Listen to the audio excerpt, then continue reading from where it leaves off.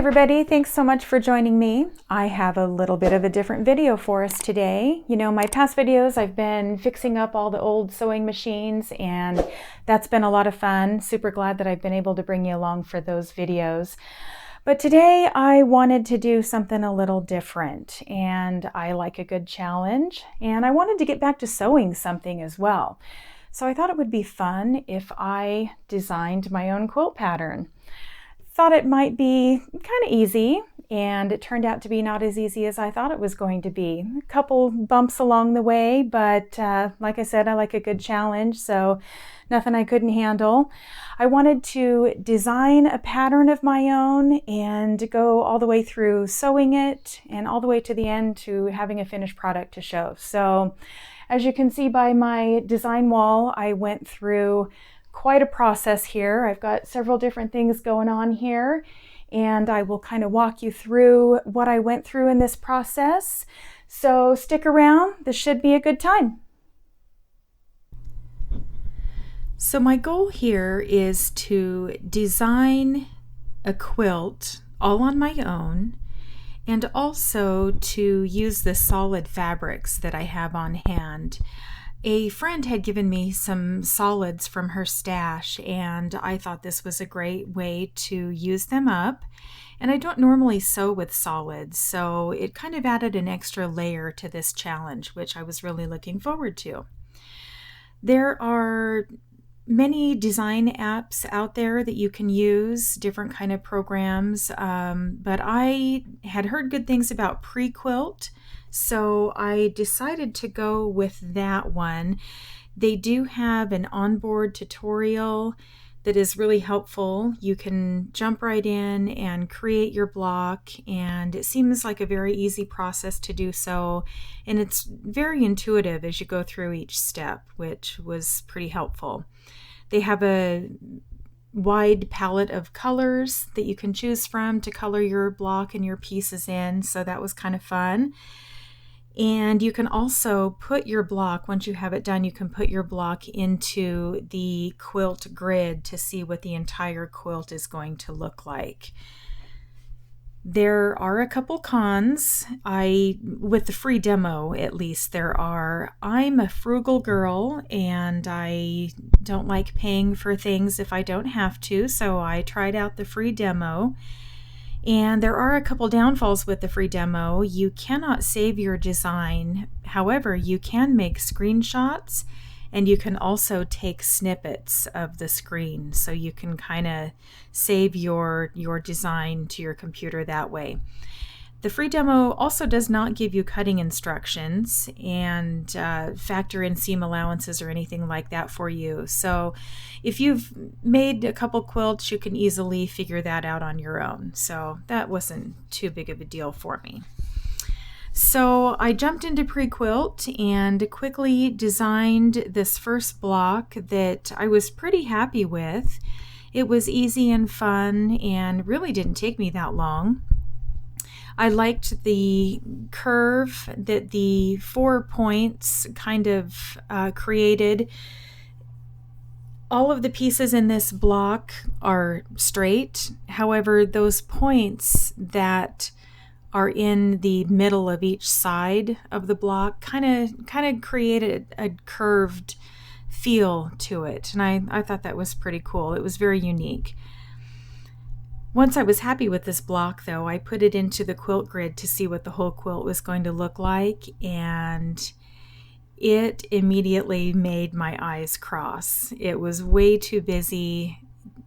Great as a one block design, but when you put all of the blocks together, it's just not my cup of tea.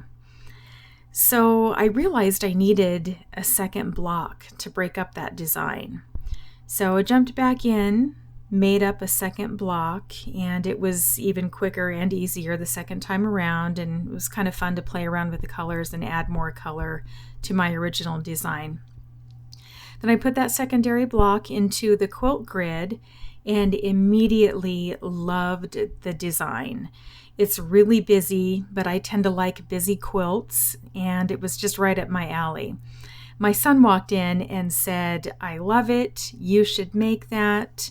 And the more I looked at it, the more I knew that this is the one. I'm going to make this quilt. So I jumped on the sewing machine and sewed up that first block, and I will tell you what, it was a pretty grueling process.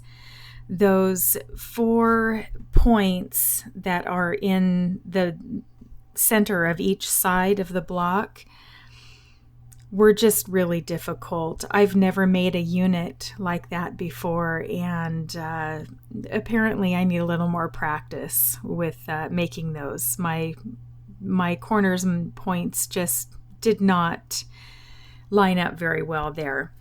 I counted up all the little pieces in this first block, and there are 49 pieces of fabric in this one block. It's just way too complicated. And I realized if I'm going to make this quilt, it's literally going to take me forever to sew this up. So I realized I really needed to simplify a lot.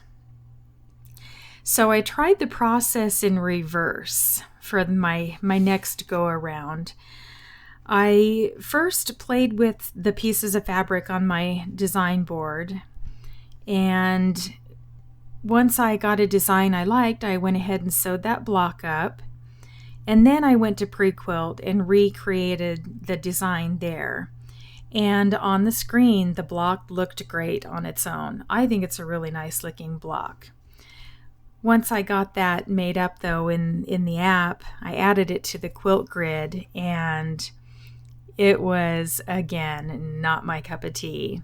It is just way too busy. And the cool design of that single block that I liked so much just got lost when you put all the blocks together.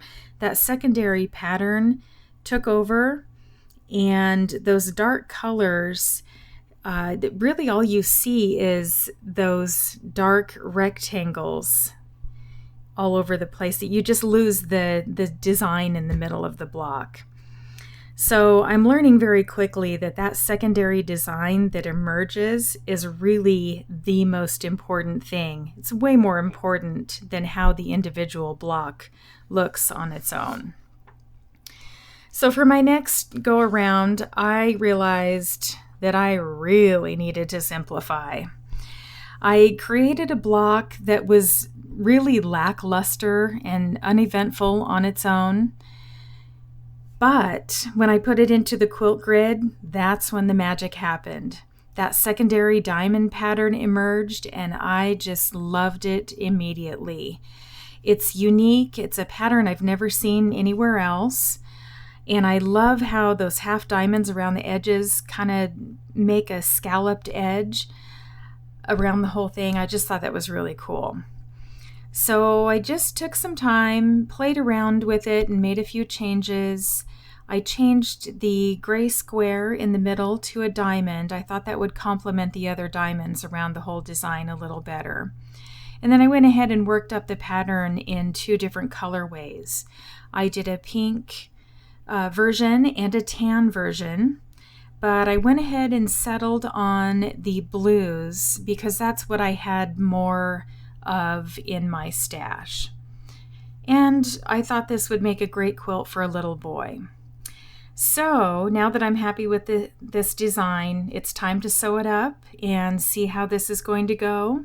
At this point, I'm both excited and anxious to see how this is going to turn out. So here is the quilt I ended up with in the end. I am super pleased with how it turned out.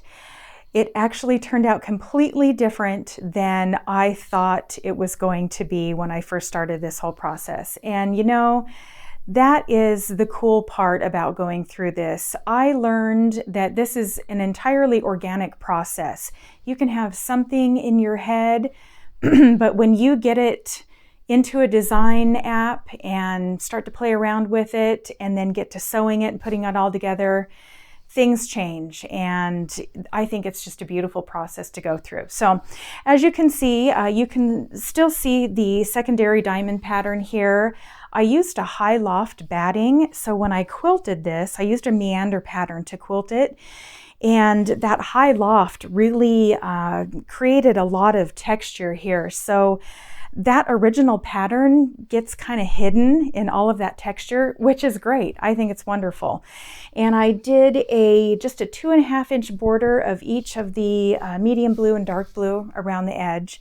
And I just think that that kind of frames that. You can still kind of get that scalloped design around the edge as well. So I am just super pleased with how this turned out. Let me show you the back. I love how my back turned out. So I wanted to use up all of my scraps after doing this project. I had all of these pieces that weren't big enough to do a whole back in just one solid cloth here. So I just pieced it all together. I had a bunch of 2.5-inch strips here and a bunch of squares left over. So I just pieced all that together, and I just think it is wonderful. And I think that there is a little boy out there that is just going to love this for many years to come. So super fun process. I hope this has helped some of you out there if you want to go through this design process on your own.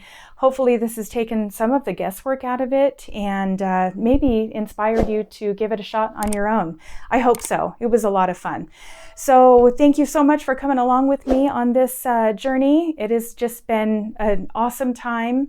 And don't forget to like and subscribe, and I'll see you on the next one.